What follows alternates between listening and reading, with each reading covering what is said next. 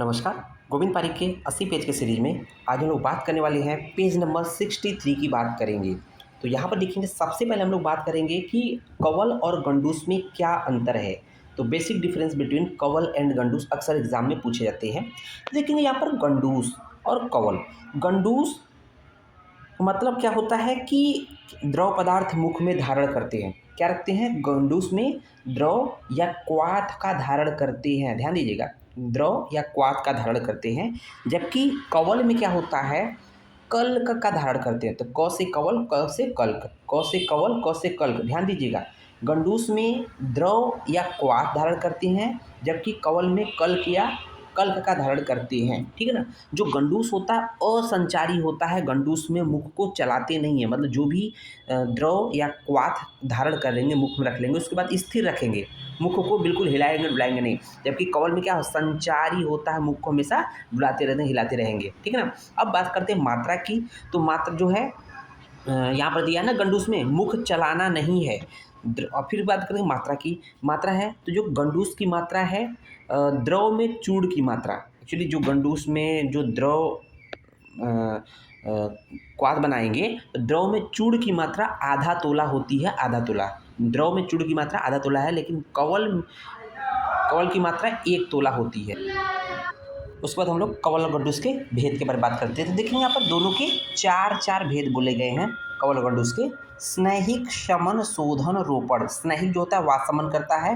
शमन जो होता है पित्त का शमन करता है। शोधन जो होता है वो कफ का शमन करता है। जो रोपण होता है मुखगत व्रण के लिए उपयोगी होता है। तो इस तरह से कवल और गंडूस के बारे में बहुत संक्षिप्त हम लोग जानकारी दे दी है। उसके बाद बात करेंगे कि यहाँ पर देखेंगे एक बॉक्स बना हुआ है। देखेंगे यहाँ पर ऋतु है, आधुनिक माह है, चरकानुसार कौन कौन से महीने होते हैं, और सुश्रुत के साथ माह कौन कौन से हैं, और आचार्य सारंधर के अनुसार राशि की बात कर रहा है। देखेंगे यहाँ पर शिशिर, बसंत, ग्रीष्म, वर्षा, शरद, हेमंत 6 ऋतुएं हैं। ठीक है ना। उसको देखेंगे उसका आधुनिक माह क्या है। शिशिर को हम लोग जनवरी फरवरी से कोरिलेट करते हैं। जनवरी फरवरी वाला जो ऋतु होती है शिशिर होती है। मार्च अप्रैल वाली जो है बसंत होती है। मई जून वाली जो है ग्रीष्म होती है। जुलाई अगस्त वाली वर्षा होती है।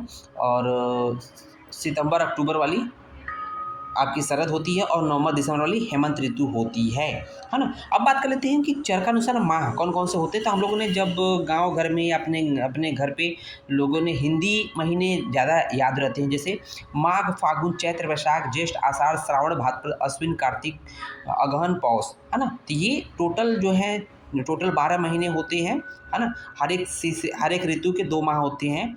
जैसे सीक्वेंस देखेंगे, शिशिर, बसंती, वर्षा, शरद, हेमंत।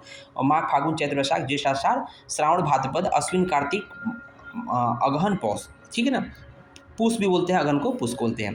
तो देखिए सुश्रुत के हिसाब से कौन कौन से माह होते हैं। तो ये तो देखें चरक के हिसाब से, ये सुश्रुत के साथ देखेंगे तप तपस्य शिशिर ऋतु में। तो शिशिर मतलब ठंडा होता है। ठंडे में क्या करते हैं, तापते हैं लोग एक दूसरे को, जैसे कहते हैं ना कि अंगीठी जलाकर तापते हैं, इसलिए तप तपस्य। ठंड शिशिर ऋतु में तप तपस्य की बात करेंगे। वह देखेंगे बसंत में क्या है, शुचि शुक्र। जो बसंत में क्या है, मधुमाधव। तो बसंत ऋतु हम लोग देखते हैं कि ढेर सारे फूल पुष्प होते हैं। पुष्प रहेंगे तो उसमें भौरे मटराएंगे तो उसमें मधु इकट्ठा करते हैं। तो इसका मतलब बसंत में मधुमाधव हो जाएगा। ग्रीष्म ऋतु में क्या होगा, सूचि शुक्र। तो ग्रीष्म ऋतु हम लोग बाहर सोते हैं, बाहर देखते हैं आसमान में क्या होता है, सुकवा सुकिया जो तारा होता है देखते हैं, तो उसमें ग्रीष्म ऋतु में होता है, इसलिए सूचि शुक्र बात करते हैं ग्रीष्म ऋतु में। तो देखेंगे वर्षा ऋतु में नभ नभस। तो वर्षा ऋतु में वैसे बादल, बहुत ढेर सारे घने बादल होते हैं, इसलिए नभ नभस हो जाएगा। शरद में हो जाएगा ईस ऊर्ज हो जाएगा। शरद जो थे बहुत ऊर्जा से युक्त थे, ईस ऊर्ज जाएगा। और हेमंत जो है सहसा, ठंडी की ऋतु है, तो उसमें लोग साथ साथ मतलब कहते हैं ना कि हम लोग पहले बचपन में सभी लोग एक ही पहले बिस्तर पे नहीं सोते थे, मतलब ज़मीन पे पुआल बिछाकर सोते थे, तो एक साथ सब बच्चे सोते थे, उसको बोलते हैं सहसा। हेमंत में सहसा। ठीक है। अब सारंगधर के अनुसार राशि की बात कर लेते हैं। तो देखेंगे मिथुन, कर्क, प्राविट यहाँ पर शिशिर न करके प्राविट में मिथुन कर्क जो है राशि होती है। प्राविट जो ऋषि होती है, ठीक है ना, मिथुन कर्क होती है। तो उसको क्या कहेंगे, प्राविट में मिथुन कड़के। याद कैसे करेंगे, प्राविट में मिथुन कड़के अर्थात प्राविट ऋतु में मिथुन कड़के मतलब कर्क राशि हो जाएगी। ठीक है ना। उसको देखेंगे बसंत ऋतु में मीन, कुंभ। तो बसंत में कुंभ मनाओ। तो बसंत में कुंभ और मनाओ मतलब मीन हो जाएगा।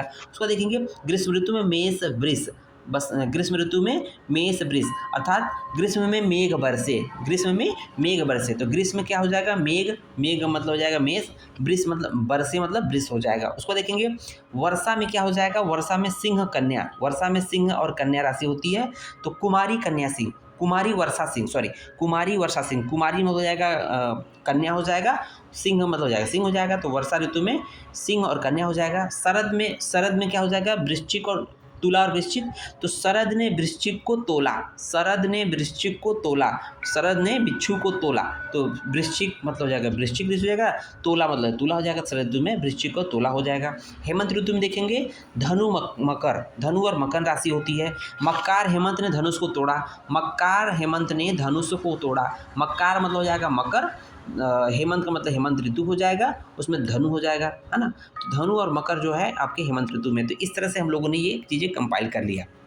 उसको देखेंगे कुछ छोटी छोटी बातें हैं, देखेंगे ऋतु संधि। ऋतु संधि है यम दृष्टा है। ऋतु संधि वाग्भट ने जो अवधि बताई है 14 दिन की बताई है ना।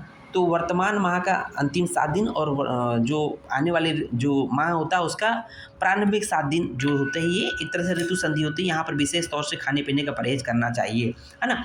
तो देखेंगे यम दृष्टा, उसी से रिलेटेड यम दृष्टा है, ये केवल और केवल सारंगधर ने वर्णन किया है। अवधि जो होती है यम दृष्टा की 16 दिन की होती है, ध्यान दीजिएगा। ऋतु संधि की जो अवधि होती है, ड्यूरेशन होती है 14 दिन की होती है।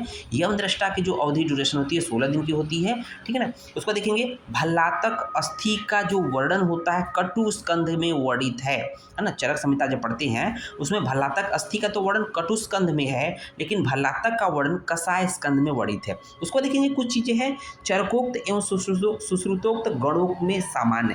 तो चरक ने कुछ गण क्या बताया, मान के चलिए चरक ने महाकसाय बताया, सुश्रुत ने गढ़ कहा है। चरक ने महाकसाय कहा है, सुश्रुत ने गढ़ कहा है।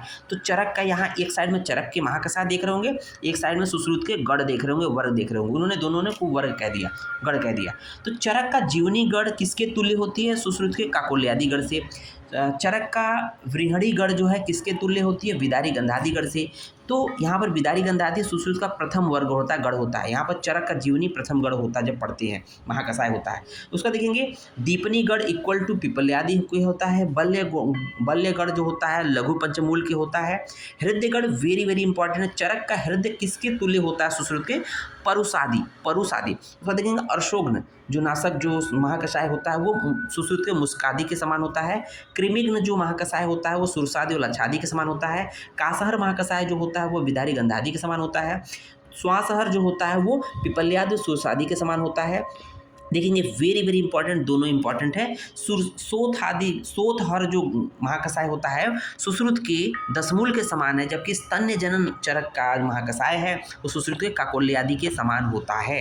अब देखेंगे वैस्थापन जो महाकसाय है वो काकोल्यादि विदारी गंधादि सुश्रुत के समान होता है। प्रजास्थापन जो होता है महाकसाय वो सुश्रुत के कौन से गढ़ से है, काकोल्यादि विदारी गंधादि गढ़ से इक्वल होता है, इक्विवेलेंट होता है।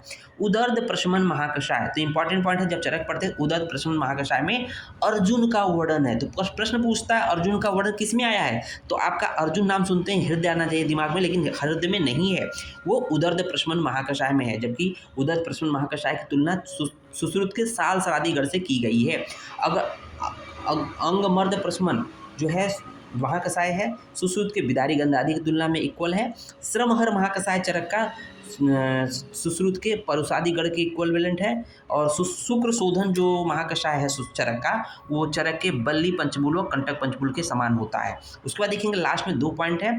दशमूल वेरी वेरी इंपॉर्टेंट है। दशमूल त्रिफलागढ़, दशमूल एवं त्रिफलागढ़ का प्रथम वर्णन जो है किया गया सुश्रुत में किया गया है। सुश्रुत ने दशमूल त्रिफलागढ़ का प्रथम वर्णन किया है। उसको देखेंगे त्रिजात चतुर्जात मध्यमगढ़, मध्यम जीवन और पंचमूल का प्रथम वर्णन वाग्भट ने किया है। तो इस तरह की बातें हम लोग को कंप्लीट कर ली हैं। उम्मीद है वीडियो पसंद आया होगा। धन्यवाद।